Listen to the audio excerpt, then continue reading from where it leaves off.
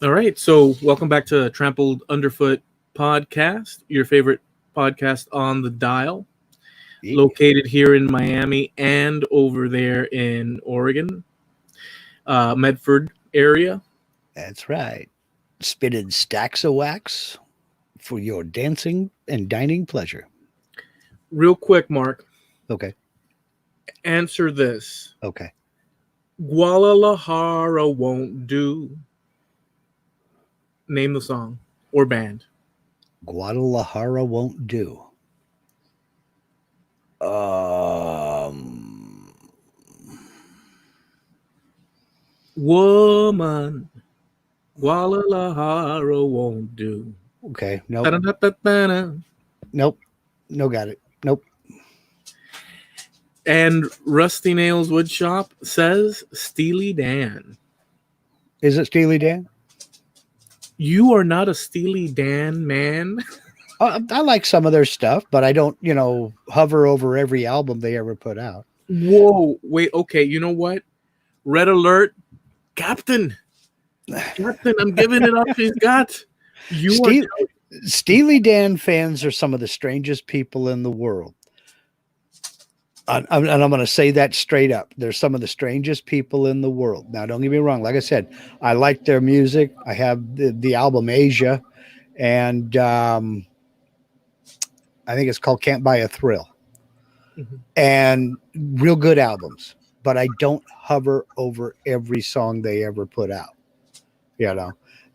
But something I've noticed about Steely Dan fans, you can sit there and you can tell them, yeah, I've got a couple of their albums. I like their music. It's great. But you're not a Steely Dan fan. If you don't have the bootleg of the secret concert they performed on some island somewhere in the tropics in 1994, you can't be a Steely Dan fan. And it's like, okay, fine, whatever you say. well, geez. Yeah. I'm like shocked and offended at the same. Well, here's the thing. Steely Dan is a bad to the bone band. They are. That even sounds like it rhymes. I think I can do a rap. Steely Dan is a bad to the bone band. Yep. Steely Dan is so. Here's the thing. They're very pristine in their audio recording style and in their editing process, and they created these sounds that were just precision, and they were a little bit I guess the word I've never wanted to use this word hard up on that kind of hard headed on that kind of stuff, because there's another word Yeah. that sounds like Uranus, but Yeah. about it. Well, but it worked for them. And like the album Asia is one of the best engineered albums out there. It really is a fantastic album. But, there are a lot of groups that I like. And I just don't. There are very few groups that I have every single thing they ever recorded. And, Steely Dan just kind of fits into that. Well, category. look, I don't want to harp on it. I just started that because I've had that lyric in my head. Yeah, just because you now know which song, right?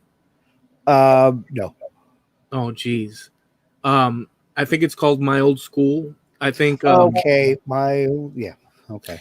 In any event, we're gonna take a hard turn and then come back to this sort of thing because I want to hit you with a few questions. Okay. I have two lists. Okay. Not one, but two. But wait, there's more. Now one of them has to do with your opinions and whatnot, and the other one does too. But I'm gonna switch from that music thing for now, and we'll do this in a brief succession or however it goes. Actually, it's gonna be more like however it goes, and then the other one has to do with roughly it's gonna be the same thing, but with the music category. Okay. And I don't know how you're gonna feel about this that I'm gonna hit you with right now, but so I want you to judge or tell me what you think as far as probability. And this is kind of putting you on the spot here. Okay. Of probability of a list of, do you know where I'm going? No, I don't, but go ahead. Conspiracy theories. and it's going to be a list of viable, not viable, or yeah, that's possible, and just a rapid succession. How do you feel about that? Let me put to you this way. I'm going to qualify it right now by saying I am a skeptic. So it's going to be okay. No, so, that doesn't mean automatically no. But I'll also say that anything is possible. How probable or likely? But you know, if it's complete and total BS, I'll let you know. But I am a skeptic. I mean, I got to see a little bit of proof. I mean, so how are we going to rate these? How do we rate these in your? Because we'll have, what would you say? Possible. Oh, yeah, possible. Okay. Oh, we could go with yes as an extreme, which you're probably never going to hit.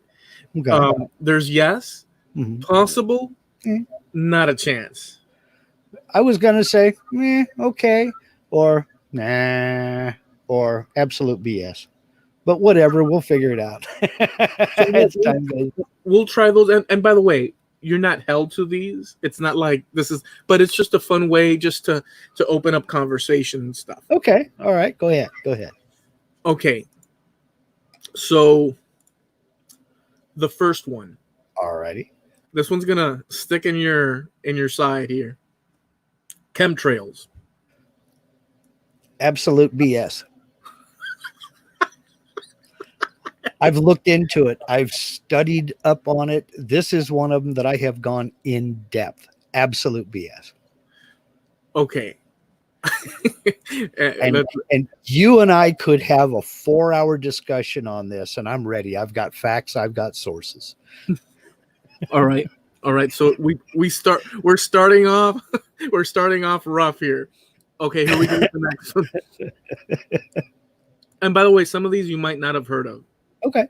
The New Coke conspiracy. Have you heard of that one? No. I'll give you a quick synopsis, and then you give me your impressions. A theory claims that Coca-Cola intentionally changed to an inferior formula with New Coke with the intent of either driving up demand for the original product or permitting the reintroduction of the original with a new formula using cheaper ingredients. Now, see, that's possible because that has happened before. That's possible. Coming out with a different product, introducing New Coke to artificially create a demand for the old Coke. Mm-hmm. That's been done. Yeah. Okay, so you put it in the possible category. Oh yeah, it's certainly possible. Yeah. Which that makes sense. The possible category for this, because it's not like we were there to witness it, and we don't have but you're putting cool. Yeah. All right, fair enough. There's nothing far-fetched about it. It's been done before. Okay. Next one, New World Order. Okay. Do you need a synopsis? Go for it. Just throw a little synopsis at me. New World Order theory states that a group of international elites controls governments, industry, and media organizations with the goal of establishing global hegemony. They are alleged to be implicated in most of the major wars of the last 2 centuries, and have even secretly staged events, deliberately manipulating economies. And these organizations are alleged to be part of, different systems, governmental bodies, Skull and Bones, and so on. And so that's that theory. I think it would be too big of an organization to keep that secret for that long. Okay. Now there's no doubt that certain individuals have done things of that nature. There have been, one guy is still alive today, basically collapsed the economy by manipulating their currency of a small government in Asia, but a government nonetheless. So that has happened. It does happen on an individual basis, but as far as an organization. I mean, imagine the number of people that would have to be involved in that. And if two people know about it, it's not a secret. Well, it doesn't mean it's everybody. No, I understand that. I do understand that.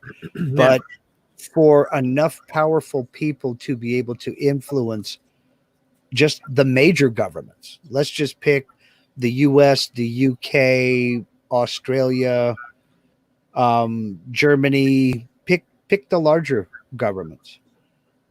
Just the number, 5 governments, just pick 5. The number of people that would be necessary to be able to control all that behind the scenes, we would have some proof by now of some sort of a thing like that. I don't know that an organized front could be created and kept for very long. So I say not very likely. I'm not going to say 100% BS. I'm just going to say I don't believe that one. So it's in between maybe and no. It's between meh, yeah, maybe, and no, yeah. Okay, cool. All right. I'm going to come out and say absolute BS because certain individuals have done that kind of thing. Okay, fair enough. And that's an honest assessment of the situation. Here we go. Freemasonry. And you let me know if you need a synopsis or not. Well, Freemasonry definitely exists. I mean, but you want the synopsis of why they're... Let's see what they say about it being... So they say conspiracy theories concerning the Freemasons have proliferated since the 18th century. Theorists have alleged that Freemasons control large parts of economies and judiciaries in various countries, and have alleged involvement in events surrounding the sinking of the Titanic and crimes of Jack the Ripper. Notable among these theorists has been an American inventor, Samuel Morse, who in 1835 published a book of his own conspiracy theories and whatnot. So that's basically the basic synopsis. So it's kind of like the first one in a way, if you think about it. Yeah, or the previous. I'm sorry. There are Freemasons all over the world. So it stands to reason that some of them have come to power. Now, I don't know anything about becoming a Freemason. I don't know if you are handpicked by elites and you have to be among a certain class, economic or socially, in order to become a Freemason. I don't know anything really about Freemasonry. But it stands to reason that if it is something along those lines, it's not so much that Freemasons are the rich and powerful as it is the rich and powerful become Freemasons. I don't know. I really have no clue. It's kind of like that Skull and Bones thing. That is basically a secret club. At what was the university? I don't remember. It's Harvard. I believe it's Yale. Yale. I believe it was Yale. It was either Yale or the other one. Yeah, it's okay, fine. But yeah, they help their own. They promote one another, and they sure. An inside club's an inside club, and you're gonna help your buddies. So Benjamin Franklin was part of the Hellfires Club. There's a whole his life was very interesting, but he's one of my favorite founding fathers. Yeah, I don't obviously personally I would not know him, but across the stories of his life and his efforts, even though he wasn't on the battlefield, let's say, many of them weren't. Many of them were doing like George Washington was, but he was just out of hand, man. That guy, member of one of those secret societies and whatnot. Yeah, but Ben Franklin was let's just put it diplomatically and say he was a free spirit. He did more or less what he wanted, when he wanted. Maybe that's why I like him. He was known as an eccentric back then. People thought he was crazy because he took a bath a week. And that was just odd. Whoa, Ben. Yeah. Slow it down, will you, son? Yeah, they were just convinced he was crazy. He was a nudist. He believed in he would call them air baths. He just kind of, window. chill out, laying around naked, and that was his thing. He didn't impose it on anybody else, but people thought he was weird. Maybe he was, but then again, There's old. Could you imagine walking by the street by the there's old Ben hanging his chihuahuas out the window again, Bob. What are chihuahuas? Oh, you'll find out. Well, it pays to advertise, and he was known to be a ladies' man. So, There's a great nor'easter coming. I can feel it now. Let's put it this way. There are worse ways to live, especially back in his time.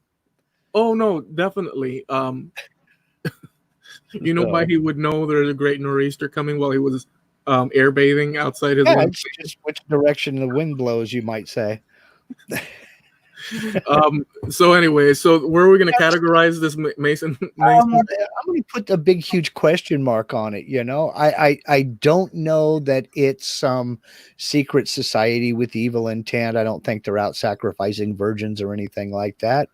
But if it's some club of rich elites, it's a club full of rich elites. I mean, we put these kinds of ulterior motives on something like Freemasonry, but we don't mention like Augusta Golf Course, which was for many, many decades nothing but a bunch of rich elites. And when you hang with a certain class of people, be it social stature or economic class, that's who you're going to want to hang with. And if you've got a friend that you play golf with, you're going to help him out if you're in a position to do so, in the hopes that he's going to help you out when it's time for you to need something, Yeah. So you're going to put it in the question mark category? Big question mark category, I like I said, I don't think they're some big evil entity, but who knows? Maybe I will add that my grandfather was a master mason. Okay. And when I was a kid, I was exposed to the concept of that. In brief, he didn't go into any detail, but one time he talked about him being, a mason and whatnot. And I said, well, what's that? And it's a secret society. Yeah. And I was intrigued. I was like, whoa. my granddad loved everything to do with adventure and the Old West and exploring, and just, I think, he passed it on to me from the comfort of my computer in my climate controlled room, as opposed to physically going. But he one time he says, yeah. And I said, well, what do they do? And this and that. Well, we have secret handshake. And so, show me the secret handshake. He says, no, it's a secret. And I said, no, show me. And he says, okay, I'll show you once, but I can't tell you what it is. You're going to have to figure it out yourself. And he shook my hand, and I didn't feel anything. I thought there was a movement or something. And he said, that's it. And I was like, what? And he wouldn't. And so he loved doing stuff like that so that my mind could explore, in any event. So that was Mason. You're leaving it with a big question mark. Yeah. Okay. All right. Fair enough. What's that? Non-committal. Basically, I don't know enough about it. Aliens. I think it's pretty self-centered, egotistical, and, to be honest, foolish of us to think that we are the only beings alive in the universe when we think about the vastness of space. Whether they have visited the Earth and, abducted people and done all the other things, I don't know. I mean, if they wanted to be secret about visiting the Earth, they're doing it wrong. If they don't want to keep it a secret, why are they trying just not quite hard enough? You know what I mean? I honestly think that it's a high likelihood, a very high likelihood that there's other beings out there. There are other forms of life out there. Intelligent. Yeah. Whether or not they've come here, I don't know. I don't think so. I haven't seen anything that really compels me to believe that they have. Okay. but I haven't seen anything that really compels me to say no, they haven't. So I'm going to put a question mark on that. I've got my doubts, but again, I don't study the subject, so Being Christian minded, although not a very good practitioner, as the thing is said, but of the West, and Mhm. I mean, this is what the world that we grew up in. If I were to have grown up a Buddhist monk, who knows my thought patterns, but I'd probably be less, bothered by life if that were the And case. you probably wouldn't be here right now, but yeah. I'd probably I'd probably be shaved head, sitting in the Himalayas, or meditating and thinking, who knows? But being that I'm in this, experience that I can judge, and my self ability, I can realize that I can self limit myself because of the things that I know or that I grew up with. So I know that I could, and in that world, the idea of aliens and this and that, intelligent, we're supposed to be the center of what was created. And going back in time, biblically speaking, we were the beginning, or Right. not us, but we came from that beginning, and we spread from there. And that everything else is just showing the wonders of the universe and all that. But putting myself, but moving myself away from knowing that I'm in that mindset when I walk down the road without me thinking about it. I have the slight ability to put myself outside and say, well, maybe there's, that possibility beyond the religious aspect, and there doesn't have to be a conflict with it either. Yeah, and Religious. I firmly agree with that point right there. Yeah. I don't see religion and science as being at odds with one another. No. They I mean, apparent conflicts can occur depending on your mindset, because we all have a mindset. Sure. you know and like certain things will trigger a direction in one way or the other. And I'm not trying to profess here any sort of but I'm just saying that I was born into this mindset, and in order to think beyond that, number one, why would you, unless you were trying to suss out a bigger scope vision of what's around. So it's possible, but since I have that influence, I'd say that no, we're the only ones. But I'm not sure, so I would put a question mark. Yeah. And I don't know. I included myself on that because I find it an intriguing. Isn't it? It's an intriguing thing, though. Yeah. Sure it is. Okay, so you ready for the next one? Sure. Hit me. False flag operations. Okay, give me an example. Okay. So, oh boy, where am I? Here we are. They are covert operations designed to appear as if they're being carried out by other entities, other countries, other groups, etc. And allegations of false flag operations have been verified or have been subject to legitimate historical dispute, such as 1933, the arson attack on the Reichstag in Germany. And for instance, in Cuba, Castro went and attacked a hospital dressed up as the official government, not taking away the evils of the official government or of Castro, but they used false flag operations as an example in order to blame their opponent. I'm going to put that as a yes because it has happened in the past. You just cited one example right there. Oh yeah. And the Nazi Germany were experts at it. They could blame anybody for anything after they provoked it, after they were the ones who actually did it. So during the Cold War, there were, I'm sure, a few. Well, I hesitate to say I'm sure, but I believe there were a few such operations where you thought one government or one group or one person was responsible for something, and it turns out it was that person was just a tool, and Right. there was something else bigger behind it. Yeah. I mean, so yeah, yeah, that happens. I'll put it as a yes as well, because it only makes sense if you're thinking strategically, like you've said. I would want, if I were on that level of, you know, it's a pretty crappy thing to do on a human level. Like, let's say you on a personal level, you take a person and you blame. And I've met people like that that will go and do something and blame another person, right, in order for them to acquire advantage. And those are very crappy people. yeah, or to be the hero. Or to be the hero and stuff. So those are very crappy people. But on the level of the world like that, I think it's totally on the yes for me as well. Yeah.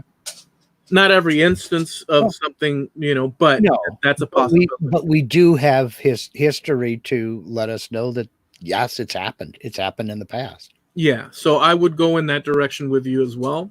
Mm-hmm. Are you ready for a one that I think we might have touched on in the past? Shoot it to me. Fluoridation. Fluoride in the water? Yes. Okay. What is supposed to be the bad side of it? That it's runoff, waste that companies can't dispose of any other way, and they inject it into the water supply because X parts per million can be added. And it also has the secondary supposed benefit of what dentists use, but it's supposed to be a poison, a toxin, which it is. It's categorized as a toxin. But I'll read the. It says to reduce that it's injected to reduce tooth decay in the public. Although dental health organizations support such practice, fluoridation. Conspiracy theorists allege that it's from industrial waste, like I mentioned, and that's it. Yeah, that's the story. Okay, I'm going to throw a random concept out here. A bunch of the things that we consume are considered industrial waste to other industries. Okay. So saying, well, it's industrial waste. From what? If it's a nuclear power plant, we got problems. If the fluoride is drawn off of something else as part of a process to create another product and it's pure, I mean, what's the problem? I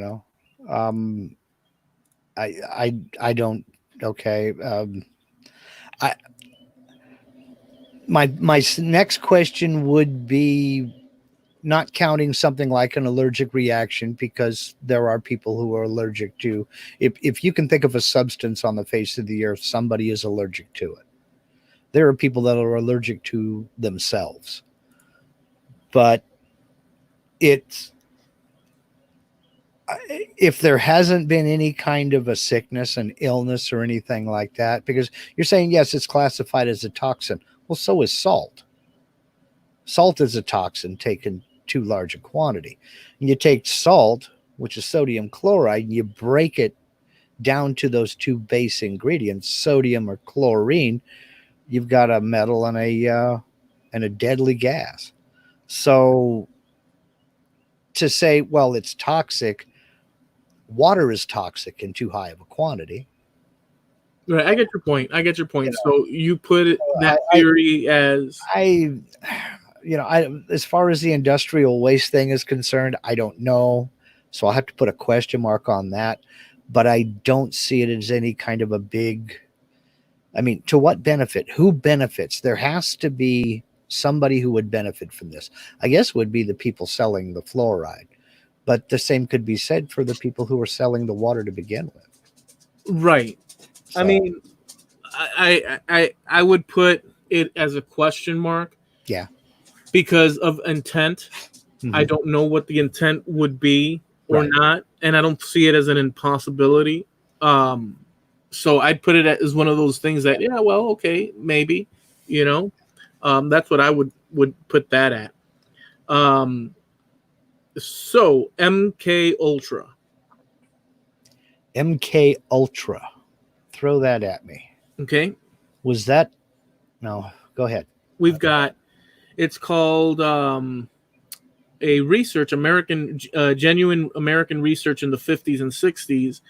Um, it says chemical interrogation and mind control techniques were followed by many conspiracy theories. So there was a thing like Project Monarch, especially following CIA Director Richard Helms' 1973 order to destroy all files related to the project.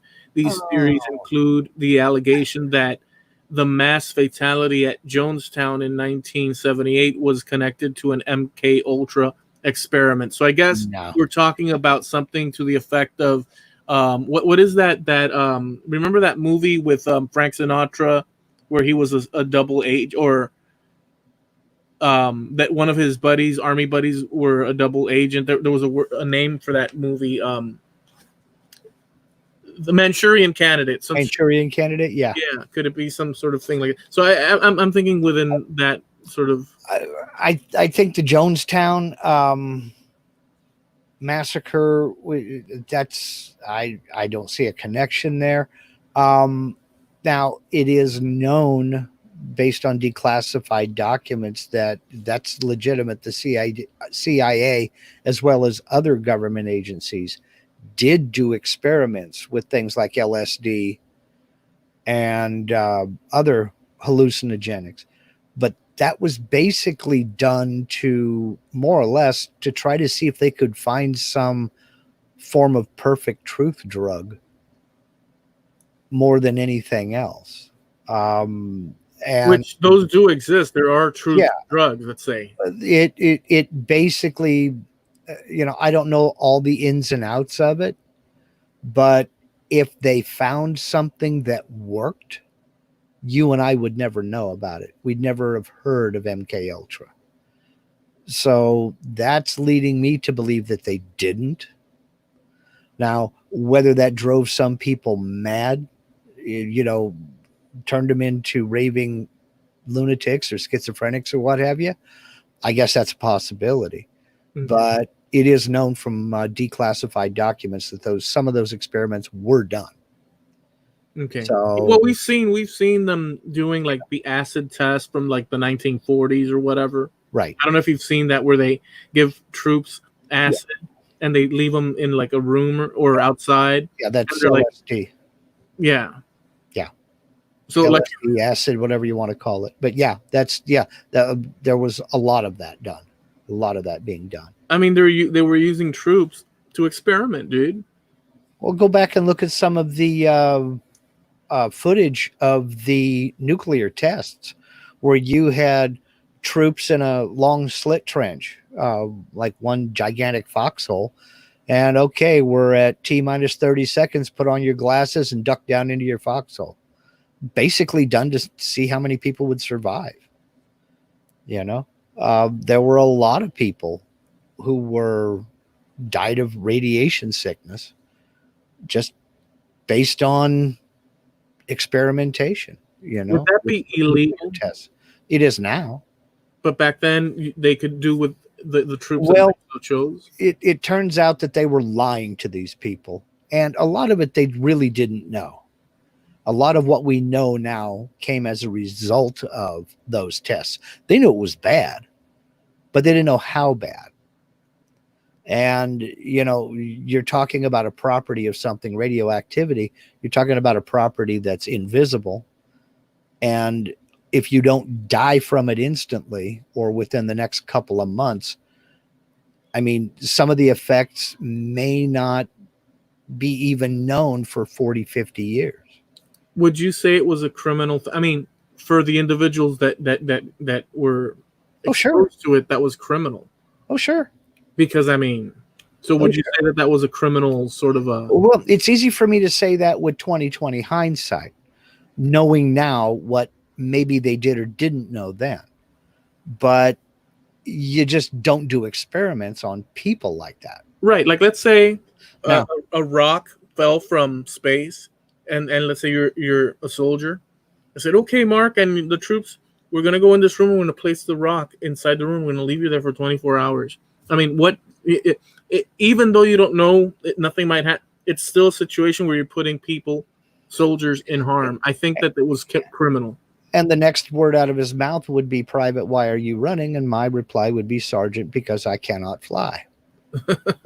You know, now, if it was put to them, we need volunteers for this test. Here's what's going to happen.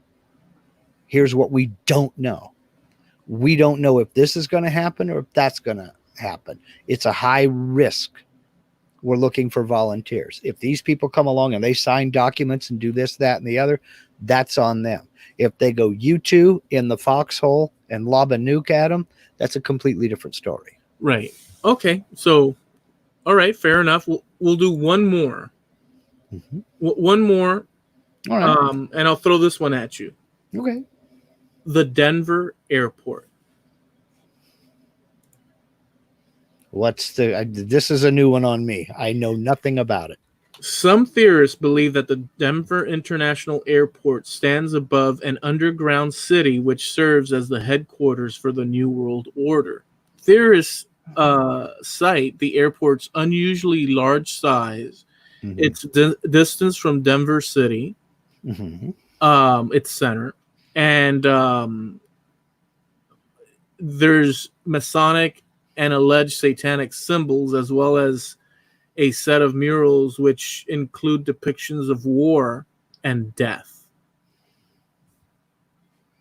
That's all I got. Okay. So that's the New World Order's. There's an Hangout. underground city there. Okay. Why not Cheyenne Mountain, where NORAD headquarters was? See, when you do that, like I'm with you, but when you do something like that, and the why not, it opens up a situation where there's a lot of why nots. Yeah, and that's how I explore a thought, is like, well, why there and why not somewhere else? There is a railroad tunnel in the UK, and my God, I can't remember the box tunnel. It's called the box. When it was completed, it was the longest tunnel in the world, and it's just a railroad tunnel. But supposedly, the amount of dirt and debris that was hauled out of there, it's supposed to be headquarters for some super secret society or something like that. Now, having said that, during World War II, there was a military, the entrance to a military base, I guess you'd say, in that tunnel. Yeah. They built defenses in the sides of mountains because, they thought, they didn't know if they were going to be invaded by the Nazis tomorrow. Right. The whole time, I mean, from like 1939 on, they just knew that Germany was coming. So they did build defenses inside that tunnel.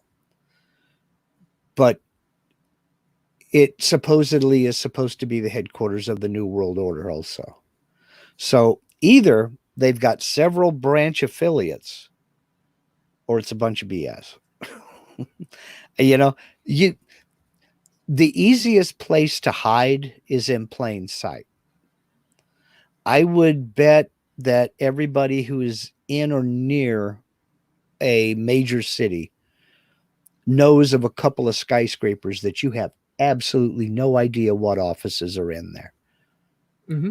If I was going to run some super secret society, it would be right there in one of those big high rises right in front of everybody. Why hide? Well, you know what? That's actually one of the conspiracy theories claims of many things, like Masonic architecture in Washington, D.C.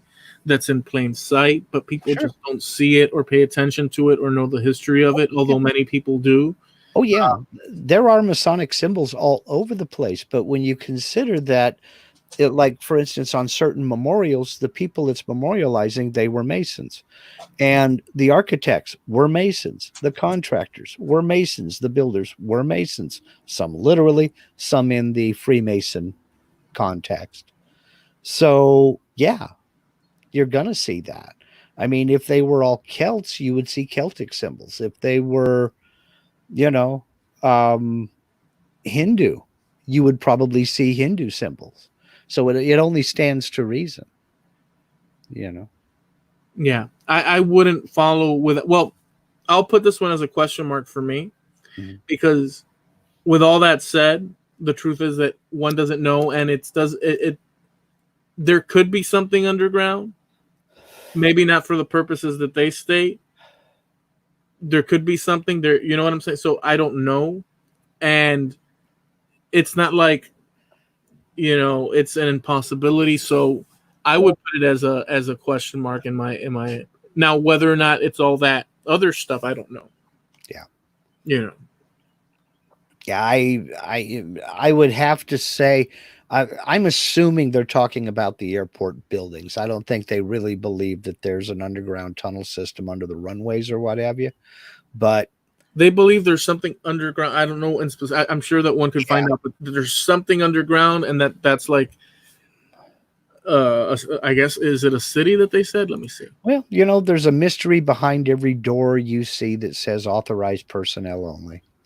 And 99 times out of 100, that's where they keep the roll around garbage can to dump everybody's trash at night.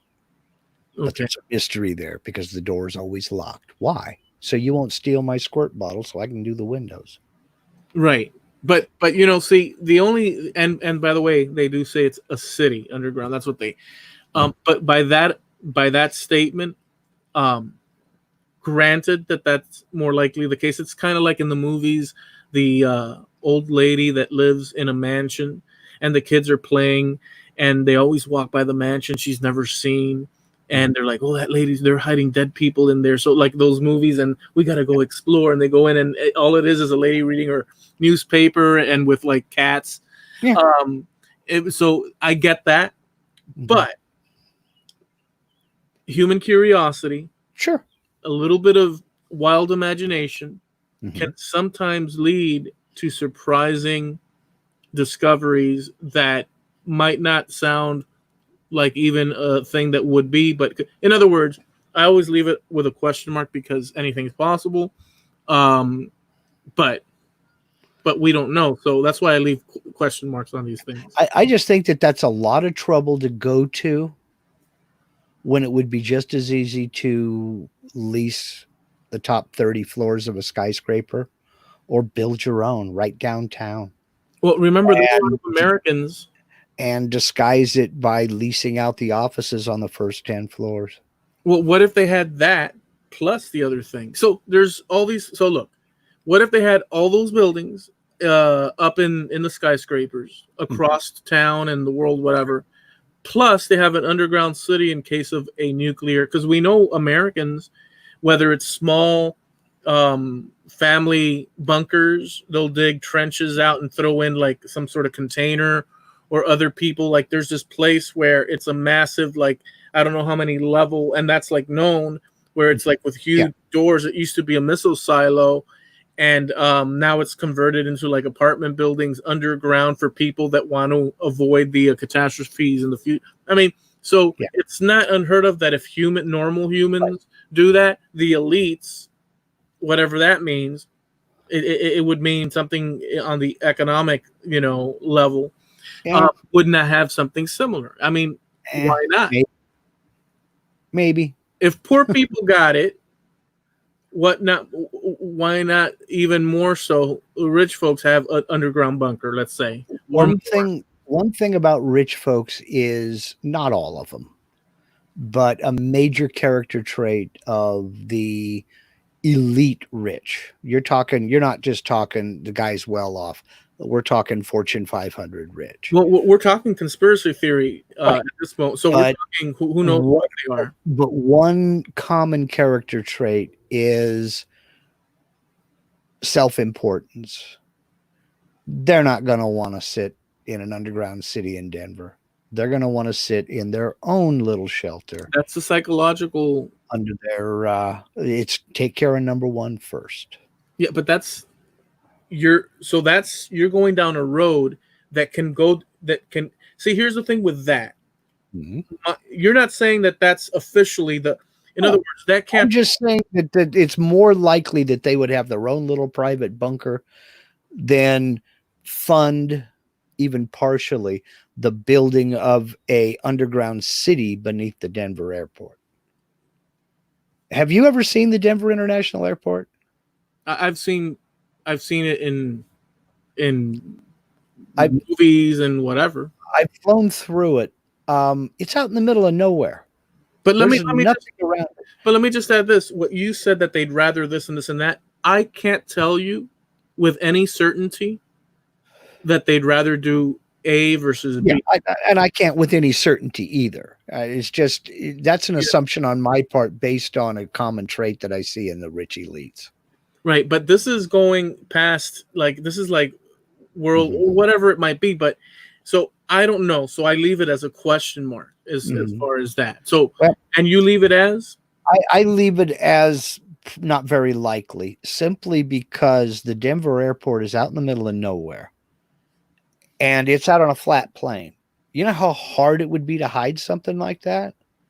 It's right there within view of everything and everybody, surrounded by mountains, and there's people crawling all over those mountains. It would be close to impossible to keep something like that a secret. Well, if while it's being constructed. Well, no, but if we've read since we've read this, it's not that much of a secret. Other than people, Right. If you go down the conspiracy route, you could easily say, well, people think it's so ridiculous that they just discount it right off the bat, and that's your hiding right there, because psychologically people are just going to say, no, that's not possible. That's not possible. That's why I leave it in the question mark territory. But think about it this way too. It only takes a few people to start a conspiracy theory. All of us right here, right now, and we could do it. We could come up with a story that is so absolutely absurd. But if we reverse engineer that theory, cross all the T's and dot all the I's, this is May. By the new year, we could have more than 1,000 people believe in it.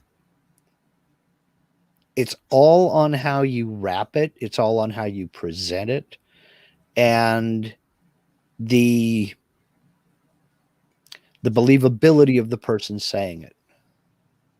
Well, yeah, and the ability for it to culturally multiply, through the different catch on. Like, I understand all that, but again, I have to leave it as a question mark, because to me, I mean, we've seen crazy structures built and all sorts of craziness, and I can't judge what a group of people would spend their money on, or what kind of future, because we do know that there's underground bunkers to begin with, but whatever, we're continuing down that line. So I leave it as question mark. You say not very likely, from not very likely, in between maybe, or in between maybe and not very likely and not possible. I say not very likely. So I don't think not possible, because I mean, goofy people do goofy stuff all the time, and there are abandoned fortresses all over the world, but I don't think it's very likely. Okay, so you have, okay, all right. Also, it pre-assumes that there is a new world order, a group of people, which I've already commented on, and thinking that I think that would be too much. And think about it that way. How many people would it require to build such a thing? Somebody would have said something by now. There'd be blueprints out. You'd be able to download them in PDF format by now. I mean, it depends on when it was built. It depends on all those things, but it would take a lot of people to do that. Yeah. Yeah. I mean, it is built in the desert. I don't know the history of that, but it is out in the desert, and they claim that to be weird. So I don't know how weird that is. Really. If you've ever flown into Denver, it's where they put that airport makes perfect sense, especially for noise abatement. Yeah, it's way out of town on purpose. You know, All right. Well, so I think that we have covered the list. I mean, there's some other ones we can do. Nah, we're good there because I have another list, and this okay. goes into a little bit more of a lighthearted turn. But before we do that, we do want to mention that we have a website, and that's over on Trampled Underfoot Podcast.com. And you can catch our episodes over there as well as past episodes by pressing the Wayback Machine. And you can catch those over there. We are sponsored by Harneal Media. That's Steve Nealon over at harnealmedia.com. And what they do is they create websites for people just like you, best prices on the internet, actually. And you can just let Steve know what you need by going over to harnealmedia.com. And they also do web stores. So whatever your needs might be. He can hook you up with merch if you want to do t-shirts, if you want to do embroidered baseball caps, you want to do coffee mugs, he can help you out with all that. He's the man with the plan. Harneal Media, HARNEAL media.com. We also have a Facebook page. That's right. Continue on. Sorry. Well, that's quite all right. I was just kind of sneaking that voice in there. We also have a Facebook page. Just go over to Facebook and search for Trampled Underfoot Podcast. You'll find our black and white faces there, superimposed over a map of the great United States of America. And give us a thumbs up, follow us, like us, and throw us some show suggestions. We'd like to hear what your opinion is. We need you. We want to hear from you. Let us know. There's a thread pinned to the top of the Facebook page. Speak your piece. Tell us what you want to hear us talk about. So that's Trampled Underfoot Podcast on Facebook. And we also add pictures, links for things that we speak about during these episodes. So also you might want to click the like and follow that over there. All right. So we're going to switch directions now and go a little bit more lighthearted. Because the conspiracy stuff is always, though, very interesting. Now we're going to take a turn into the music thing, which we had talked about at the beginning. And so I'm going to ask you to also rank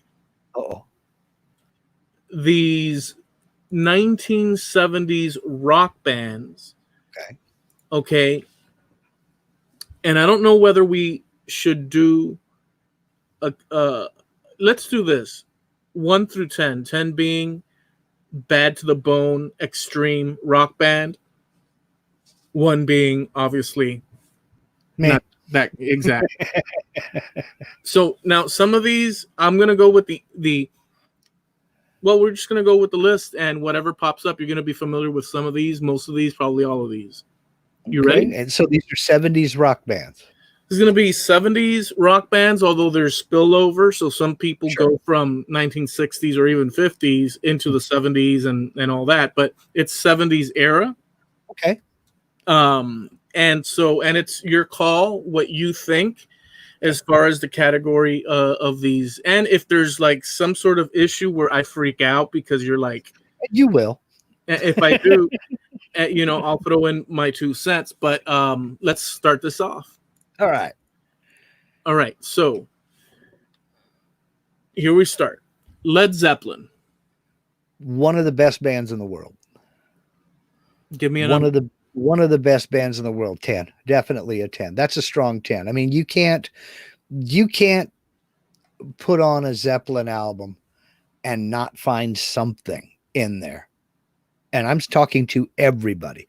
If you're a country fan, you will find something in there. If you're a blues fan, you will find something in there. If you're a hard rocker, you will find a lot in there. But there's something for everybody there. Well, and the reason we're doing the 1 to 10 is that because the numbers will trigger people one way or the other. Because if you go too low, people are like, they get that little sting, or if you go too high, they're like, "What? You're insane! How dare you?" So the number thing is a good way to. Let me put it to you this way: if you rate Led Zeppelin anywhere below a 7, we can't be friends. All right, are you ready for the next one? Yeah. Deep Purple. I'm going to put them at about an 8. They got some fabulous stuff, but they never got the attention I think they deserved. All right. And they've also been plagued by retiring and coming back and retiring and coming back. And when you do that too many times, people start to lose interest. Black Sabbath.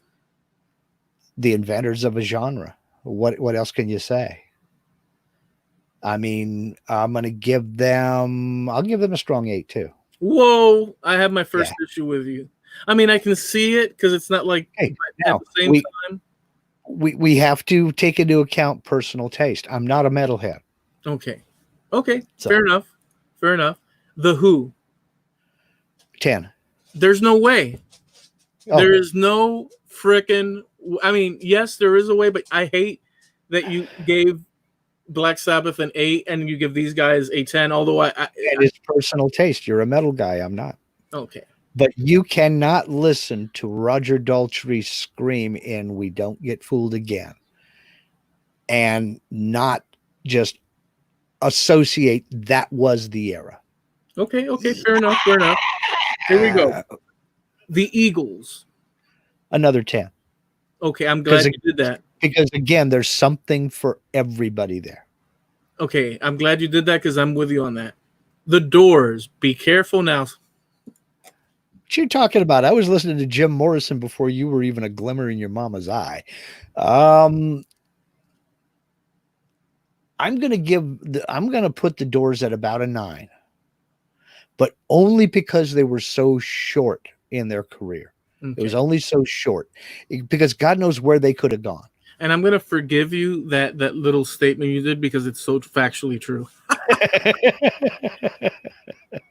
Pink Floyd. 10. Without a doubt. Okay. I would actually give it one step lower, a 9. Believe it or not. In fact, 9 hugging 8, because I only like their best albums. But which is everything they ever made. Well, here we go. Rolling Stones. I'm gonna cheese off some people. 6. I am so your friend right now. I like them, but again, I don't hover over everything they ever put out. There are some good tunes. You cannot. It's not physically possible to listen to "Sympathy for the Devil" or "Gimme Shelter" and not move. I'm liking this. It's just not physically possible. So what are you saying? So you don't like the chicken walk? How you don't? No, I'm not saying forget about the chicken walk. I mean, I'm just saying if you listen to like "Gimme Shelter" or even "Jumpin' Jack Flash," that's gonna make you move. You're right. But a lot of their stuff, I'm just really not into. Allman Brothers Band. I'm gonna give them a solid 9 too. Okay, all right. I'm kind of like with them. It's a funny thing. They do the blues, heavy duty, freaking crazy stuff. Mm-hmm. They go crazy, but I never I own that double album of theirs, and the songs go for a long time. And it wasn't my favorite, but it was Bad to the Bone. So I would be in your range. That is my only criticism of the Allman Brothers, and that is they didn't know when to stop. Call that song done. Yeah, and let's start a new one. Yeah, because it's just. But in any event, a 2-hour concert is supposed to be more than 4 songs. The Mothers of Invention. I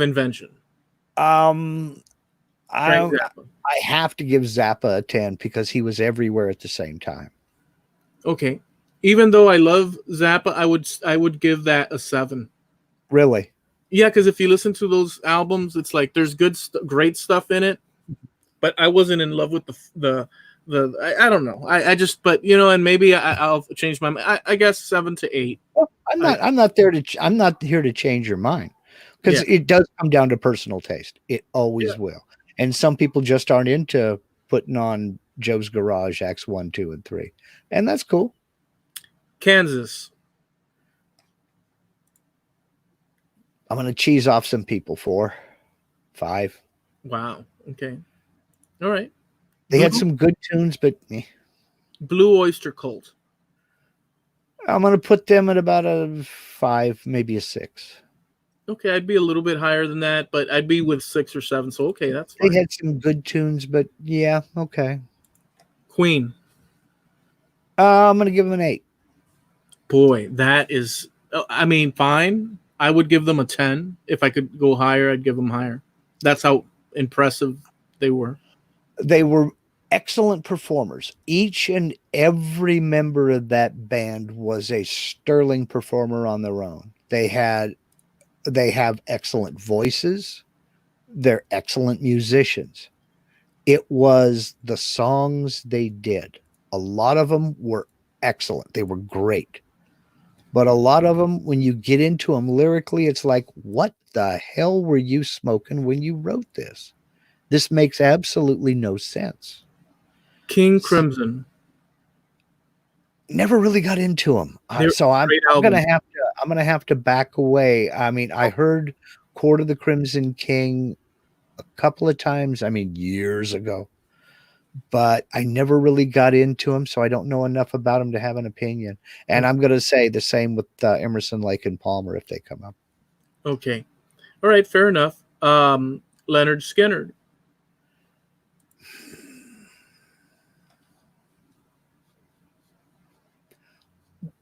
One or two albums I would rate as 10, but the rest of their stuff I'm going to say is about a 7. Okay, that's fair. That's fair. You're being quite fair today. And I'm the same. And I'm the same with Boston. Their first album, dynamite. Yeah. But when you heard their first album, cover to cover, you've heard everything they've ever done because it all sounded the same. Their first album was a 10, in my opinion. I mean, there's just no way. I mean, it's just but okay. The band, Yes. Ooh, I have a love-hate relationship with Yes. I like a lot of their music, but I don't like a lot of their music. So I'm going to put them at about a 6. Okay. Some of it is fantastic stuff. It's the kind of music you want to, when the song's over, you want to start it again. But a lot of it is a pretentious pile of you-know-what to me. Okay. AC/DC. A 10. Fleetwood Mac. A 10. Jethro Tull. Ooh, 7. Okay. Rush. Strong 9. Almost a 10. Well, why? Why? Yeah. I think they took themselves too seriously. Okay. I mean, they were all excellent performers and still are, those remaining. Okay. But I think they took themselves too seriously. All right, here we go. Bad Company. 8. Journey. I love Steve Perry's vocals, but the band and that style of music, I'm going to put them in the 4 or 5 category. Blood, Sweat, and Tears. Oh, there was a time I would have said 10, but I think I would put BS and T about 5. I mean, I won't turn it off if it comes on, but Well, they have some great. Yeah, they had a couple of great albums, but Genesis. Never got into them, so I don't know enough about them to give them a rating. I didn't listen to them really. Chicago. Old Chicago, first 2, maybe 3 albums, I'd give those a 10. After that, after Terry Kath died, they got relegated to about the 3 category. Wow. Yeah. I mean, when you do nothing but love songs all the time, it gets old fast. Well, I like both of their eras. You know. The early era with Terry Kath, they were a force to be reckoned with. But All right. You did say Emerson, Lake, and Palmer, and you put them at. I don't know enough about their music. I've heard a few of their tunes. They go in several different directions all at once. What I've heard of them, Carnival and From the Beginning and things like that. And I like those tunes, but I never got enough into them to really, decide whether I liked them or not. It's just like if a song came on the radio, oh, I like that one, turn it up. Okay. How about America? I have a love-hate relationship with them too. Some of their stuff is really good. I'm going to put them at a 6. Wow. I mean, they got a lot of hits. They do, but it's just not my style of music. Are you ready for this one? I'm ready for them all. Be honest. Okay. I'm sorry. No, don't be honest. Be fair. Okay. The Bee Gees. I told you my opinion on the Bee Gees. No, don't. You don't want me to do that? I'll give you my honest opinion on the Bee Gees. I said kind. Okay, well then -1. Holy smoke. Oh man. I do not, by the way, the opinions of no, hold on. The opinions of one host does not how do they say it when they try to the disclaimers? The opinions expressed on this podcast are not necessarily those of the management. Yeah. If you take everything before Saturday Night Fever and Jive Talking and all that other stuff, yeah, everything they did before that, they did some pretty decent music. Oh, dude, how can you mend a broken heart? I mean, come on, man. That's actually a pretty decent tune. But you take everything that they did during the disco wave. Yeah. After that, you can just put it all in one dumpster and I'll light the fire. Dude, are you trying to tell me that you weren't like, driving down the road and listening to "We Be Jive Talking"? You're right. I wasn't. You're absolutely right. I wasn't. But a few years back, you were like, "And we're going back to Massachusetts." If it came on the radio, I wouldn't change the station, but I wouldn't run out and buy the record either, and I didn't. Okay, so, fair enough. Okay, I just Grateful Dead. Oh man, the 40 years ago, I'd have given them a 10. Heck, 20 years ago, I'd have given them a 10. You know what? Screw it. I'll give them a 10. Okay. I've always liked Grateful Dead. Yeah, they're fun to listen to, although they can also drag on. They can, but they don't turn it into a 30-minute jam session. Yeah. Okay, so they do write long songs. So Nazareth. Ooh, Nazareth. I'm gonna say about a 6. I mean, their Hair of the Dog album was good, but everybody owns it, and it's been driven into all of our skulls. So it's like, yeah, okay. Okay. Let's go ahead and move. Well, no, let me hit you with this one. I've got a few more, and we'll wrap it up. Electric Light Orchestra. Old. Okay, now, if you say Electric Light Orchestra, 10. If you say ELO, 4. Okay. After about, I want to say they come out with their greatest hits album, Olay ELO. And everything after that, it was a quick change. They just suddenly went pop. But you get back into the old albums, like their first 4 or 5 albums, and I loved them. Jeff Lynne, Bev Bevan, the El Dorado days, the Can't Get It Out of My Head days. They did probably the absolute best cover of Roll Over Beethoven ever recorded. And I really, really dug them. I liked the addition of strings to rock. to me, that was I like really something special. Yeah, I've enjoyed exploring ELO a lot. And sonically, they're just bad to the bone. They're really well produced albums. All right, let's do this. Let's batch these out and hit me with numbers. And remember, this is within the context of the 70s. Okay. Although we have branched out saying earlier eras were better than, for some bands and whatnot. But so this is within the context of the 70s. And some of these are early 70s spillovers from the 60s and, what we mentioned before. So I'm going to sort of run through them and see what you say. And if you've got some info or something that just sticks in your craw that you want to lay out, Okay. of course. The Beach Boys. 10. I've always liked the Beach Boys, but it's a different style of music. I have to be in a mood for the Beach Boys, but when I'm in the mood for the Beach Boys, nothing else will do. Steve Miller Band. Oh, wow. I'm going to say 8. Okay. I'm going to say 8. I think it was like a law you had to have the Book of Dreams album. The Doobie Brothers. 10. I liked the Doobie Brothers in their Tom Johnston era. When Michael McDonald, during that one era where it was Tom Johnston and Michael McDonald, they were still okay. But when Tom Johnston had to leave for health reasons and Michael McDonald took over, they went downhill. Okay. And I have seen both of those last two bands live, by the way. So, do you remember the band Slade? They were from England.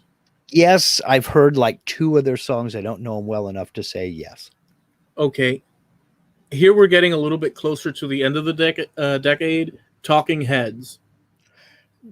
I've heard 1 or 2 of their tunes. Not much for them. The Police. Not much for them. So we're both looking at 2s for both of those for me. Oh, okay, that's right. You were mentioning. Sorry. So 2s. The Sex Pistols. Never got into them, so I have no idea. Question mark. Okay. The Velvet Underground. That's going back in time. I know nothing about them either. Oh, I'm not listening to your stuff. Interesting. Okay. Badfinger. Badfinger I liked. They had a very short career as well. I'm going to give them a strong 8. Okay. And if you remember Traffic? I would give them about a 7. I've heard some of their stuff and I liked what I heard, but I got off onto other genres by then. Dire Straits. 10 all the way around. I love Mark Knopfler. I think he's one of the most underrated guitarists in the world. No, and I'm not, but yeah, I just when you said that, a bandana appeared around your head in my mind. I'm gonna wear one next week. I'm gonna wear a bandana next week. A headband, a tennis headband. I'm gonna wear one next. Not bandana headband. When you said that, in my mind, you have no idea because I'm messed up anyhow. You popped up in my mind in a tennis court with a racket and remember those socks with the 3 rings around them pulled all the way to the knees. Remember them? Hell, I got some. All right, let's continue on. My favorites were the green and yellows. How about yours? I don't even remember. I had a bunch of them. The Guess Who. My favorite band growing up. They still get a 10 from me. I mean, I had everything that they ever recorded up to their last album together, Flavors. And then Burton Cummings went solo, and I was brokenhearted. So what was your number? 10. The Captain and Tennille. They're right up there with the Bee Gees. Come on. You never back in the day, you woke up as the radio turned on and says, "Get your Captain and Tennille tickets now." And you just jumped in the car and freaking drove down, kicking up dust storm and like crashed into the parking meter just to get that first row seat. Come on. You're right. I didn't. Okay, so And so she lived not too far away from us in Reno too. The Captain and Tennille played a lot in Reno. Never saw him dude, you see, you missed the whole part of rock and roll history. on purpose. Oh man. Oh geez. Okay. Let's continue on here. Uh, Three Dog Night. Three Dog Night is probably one of the most underrated bands out there. They really had some good stuff.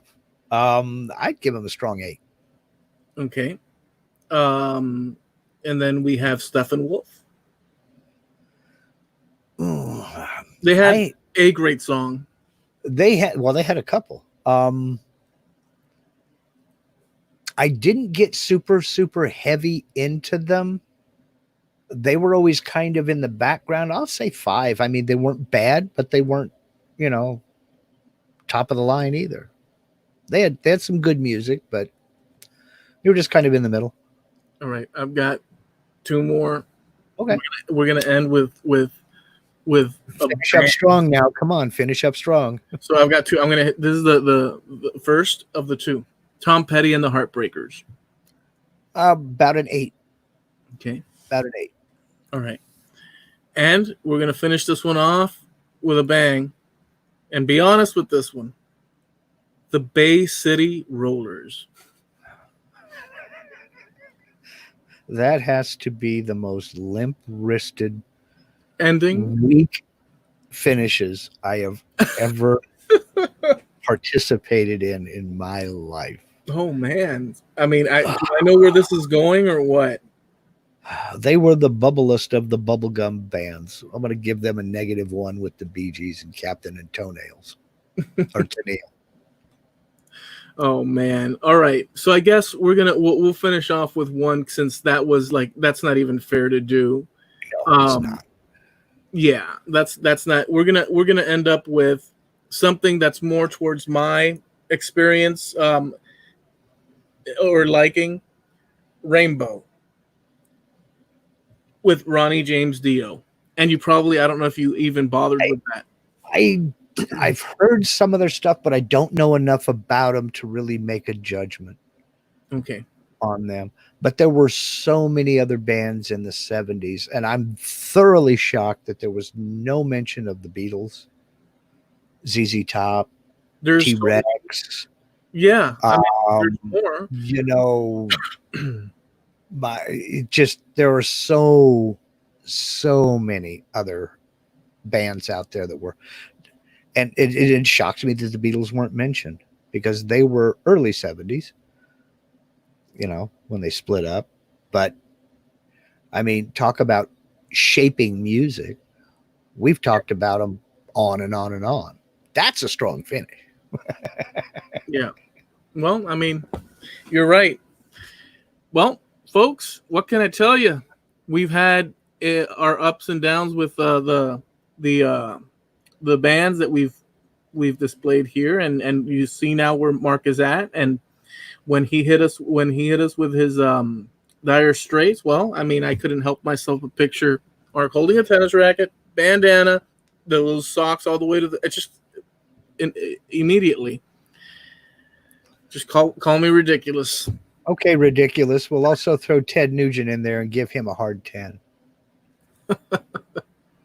If you ever listened to anything Mark Knopfler ever did, I have. You would know why I like him so much. No, I've heard he definitely rocks it out. It's just I'm sorry. It's the bandana. I'm sorry. It really has affected me. It's just okay. You remember those guys back in the 70s and 80s that would go out golfing or tennis and they take the sweater and they'd tie it around their neck. Yeah, let it I just came from cafe with Lulu and Bambi, and I am now here to. Dude, it was the style of the times. Now, I've said it many times before. I can't criticize the way anybody dressed in the 80s because look at how we dressed in the 60s and 70s. It was the dumbest thing about the decade was the way we dressed. I mean, how am I going to criticize somebody for wearing a tennis headband and jamming a Stratocaster when half of my generation was wearing platform shoes and had an afro. Well, let me And ask you- I'm talking redheaded guys with freckles named Duffy had afros, you know. well, would you today don a headband, a tennis headband? I told you I'll wear one next week. You know, I'm not gonna sit here and lie. I owned a few of them too. So I don't want to hear nothing out of you then. I'm not gonna You're gonna criticize one of the greatest guitarists in the world. because And you wore one? I had a few of them, and literally everybody had them, and I would put them on, and I go bike riding, but it's like just a little bit so that the sweat collects. There you go. It was ridiculous, but it worked. So yeah, and it does work. But you know, as I got older, I traded that for a baseball cap. That's my sweatband now. So yeah. All right. Well, fair enough, folks. We'll catch you next time. We are sponsored by Harneal Media, as mentioned before. That's harnealmedia.com. And you can, go over there and grab yourself a website. He'll build one for you, cheapest prices on the internet, as well as a web store, either or. And, well, we have our websites, trampledunderfootpodcast.com, as well as our Facebook page, our YouTube channel. You can catch us on Apple Podcasts. You can catch us on Stitcher, on Spreaker. You can catch us on iHeartRadio. We're everywhere, man. So even though you're not listening to us, our voices are going through you like a convenience store burrito. I did that joke last week. I shouldn't do them twice in a row. It loses their impact. It never gets old, actually. Those little sayings are what ties, just like the bandana. If I were to drop the bandana, those are things that culturally unite us. Without that, even though that bandana is cringeworthy, without it, I mean, society would fall apart. Yeah, what would we talk about? You know, Exactly. you had the sweatsuit, the track suit, and the tennis headband. Like Magnum PI. Remember, he'd always show up in his Ferrari or whatever, and he'd have a sweater. The red Hawaiian shirt, man. Yeah, red that's Hawaiian. Right. His wasn't the sweater, but sometimes he'd do like, hey guys, let's put Magnum PI in a nice sort of sporty little sweater thing for this episode or stuff. They were always doing stuff like that. That's right. Well, neither here nor there. We've got to go. I hope you guys enjoyed it. If you have any suggestions, I mean, seriously, like suggest us. I mean, we've been asking this for like a long time. Yeah. Suggest us something for goodness sakes, or don't. I mean, what are you gonna do? But we'll catch you next time. Tuesdays, 9:30 Eastern and 6:30 West Coast. So, see ya. See ya.